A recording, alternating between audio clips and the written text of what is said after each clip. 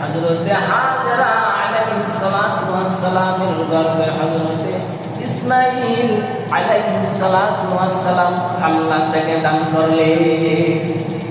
ইসমাঈল আলাইহিস সালাতু ওয়াস সালামের বংশে এমন একজন পয়গম্বর, আখির জামানার পয়গম্বর, দুরু জাহানের জর্দার নবী, আগাইলাম তার তাজদার মদিনা হুজুর আকরাম সাল্লাল্লাহু আলাইহি ওয়াসাল্লাম, আমার আপনার নবী নবী মুহাম্মদ রাসূলুল্লাহ।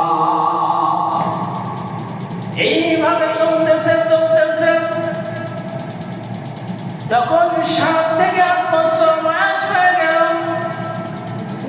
আল্লাহর হুকুম আসলো, যাও তুমি মক্কা অথবা মক্কা, সেখানে জন্মনবী ময়দানে সেখানে দেখে আসো।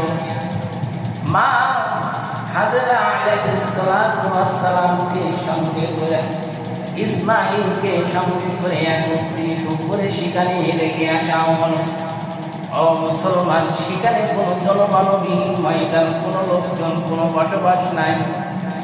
সঙ্গে পানি রয়েছে, এক টুকরা খেজুর লইয়া সন্তানকে, যে সন্তানের জন্য এত আঘাত, এত আকর্ষণ, সন্তানকে কাছে রাখতে পারি নাই, হযরতে ইসমাঈল আলাইহিস সালাতু ওয়াস সালামকে সঙ্গে করে বলেন মক্কা না পাই মক্কা, মক্কাতুল মুকাররমের সেখানে দেখে আসলেন।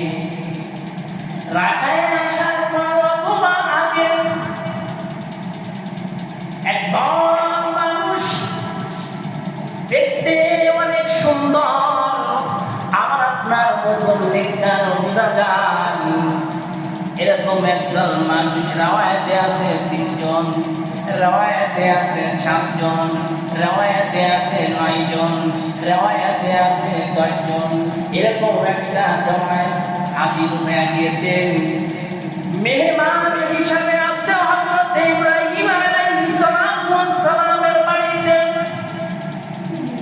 বাড়িতে আসার পর ইব্রাহিম আলাইহিস সালাতু ওয়াস সালামের সুন্নাত ছিল মেহমান ছাড়া খানা খাইতেন না।